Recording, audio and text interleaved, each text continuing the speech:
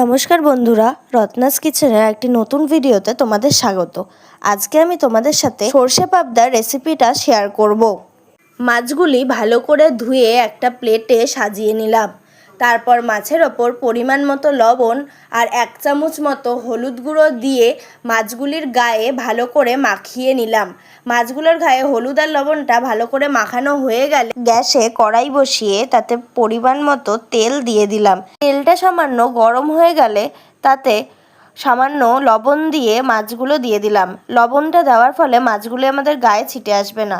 তারপর মাছগুলো ভাজা হয়ে গেলে একটা প্লেটে তুলে নিলাম।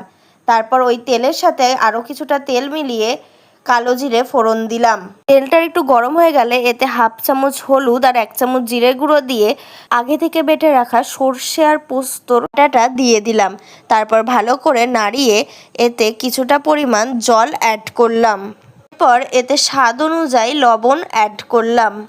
কিছু সময় পরে এতে একটা গোটা বড় সাইজের টমেটো কেটে দিয়ে দিলাম। এরপর টমেটোটা দিয়ে সর্ষে পোস্তটা ভালো করে নাড়িয়ে নিলাম। তারপর এতে 1 কাপ পরিমাণ জল অ্যাড করলাম। গ্রেভিটা একটু ফুটে এলে এর মধ্যে আগে থেকে ভেজে রাখা মাছগুলো একটা একটা করে কড়াইয়ের মধ্যে দিয়ে দিলাম। সবগুলো মাছ কড়াইতে দেওয়ার পর যাতে মাছগুলোর ভেতরে ভালো করে গ্রেভিটা ঢুকে যায় তাই কিছুটা সময় আবার মাছগুলোকে ফুটিয়ে নিলাম। তারপর 2টো কাঁচা লঙ্কা চিড়ে মাছগুলির মধ্যে দিয়ে দিলাম। আর গার্নিশিংয়ের জন্য কিছুটা পরিমাণ ধনেপাতা অ্যাড করলাম। আর এর সাথে কিছুটা পরিমাণ সর্ষের তেল অ্যাড করলাম যাতে টেস্টটা আরও ঝাঁঝালো হয়ে যায়।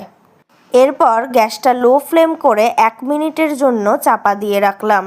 তারপরেই আমাদের সর্ষে পাবদা একদম রেডি।